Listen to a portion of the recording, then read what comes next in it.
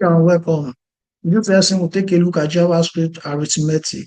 As with algebra, you can do arithmetic with JavaScript variable using operators like equals and plus, minus, and even division. So, the way you do uh, arithmetic in JavaScript is similar to the way we do it in algebra, but they are a little bit different. For example, let's take a look at this expression. Let x equals to 5 plus 2 plus 3. Now, you will see that this also is something that is very similar to how we do arithmetic in algebra. You can also add string, but strings will be concatenated. So let's try to add string and see the output in JavaScript. So I'll pull up my editor and I'm going to try something like this. I'll do let name equals to John plus John plus. You see this double quote I'm putting in the middle is for space and nothing else. John Michael.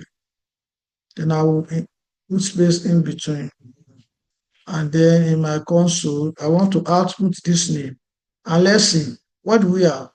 John Michael. You can see what JavaScript is doing.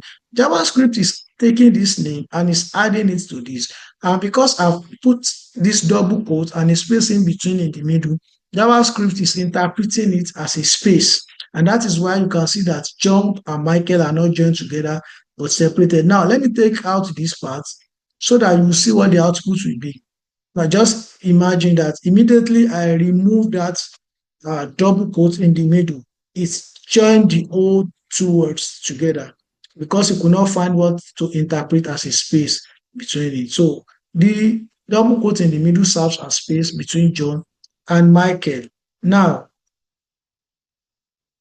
you can also add string, which we just did, and the string will be concatenated. We added John and Michael together.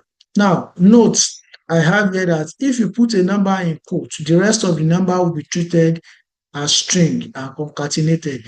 Now you see that there's a simple example below an expression. Let x is equal to 5 plus 2 plus 3. So like we have a look in the previous lesson, so it's just something like this. Let x equals to 5. If you do something like this, plus 3 plus 5. And then in my console, let's check the value of x. What do you see? You see that, oh, sorry, here is what I'm trying to do. Now, take a look. What can you see? 535, which means that JavaScript is not evaluating the first 5. It's treating it as string and is adding it to the other two numbers that we have in that expression. So this is the way JavaScript treats string. When you combine it with number, it's concatenated them together and doesn't evaluate it as number. Thank you. I'll see you in the next lesson.